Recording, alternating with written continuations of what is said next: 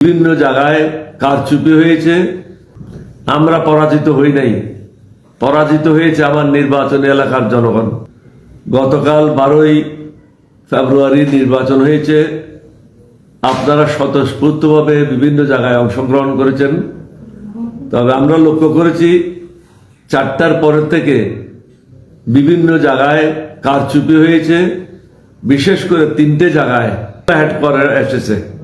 এখানে army camp ছিল, পুলিশের ক্যাম্প ছিল, পুলিশের থানা ছিল, প্রশাসন ছিল, তাকে বারণ করে নাই। তারা উপজেলা হেডকোয়ার্টারে এসে তছনছ করেছে।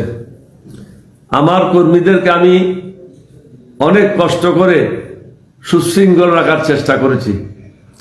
এখানে আইন শৃঙ্খলা বাহিনী এবং যারা নির্বাচনের দায়িত্বে ছিল তারা একতরফাভাবে কাজ করেছে। বিভিন্ন জায়গায় আমাদের এজেন্টদেরকে 4:30টার পরে বের করে দিয়েছে। এছাড়াও ওমর ফারুকের প্রায় 4,500 ভোট বাতিল বলে গণ্য করেছে। আমাদের এজেন্টরা যখন এটা চ্যালেঞ্জ করেছে, তাদেরকে বাতিলগুলি কেন করা হলো, কিভাবে করা হলো, এগুলি দেখানো হয় নাই। আমি আপনাদেরকে এটাই বলবো, সম্পূর্ণ পরিকল্পিতভাবে ওমর ফারুককে পরাজিত করার জন্য ব্যবস্থা গ্রহণ করেছে।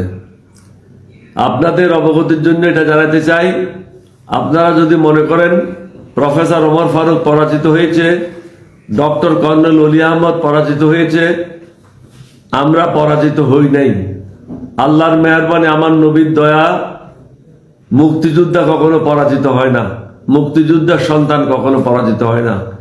পরাজিত হয়েছে টাকা এবং আমার এলাকার নির্বাচন এলাকার কিছু লোক।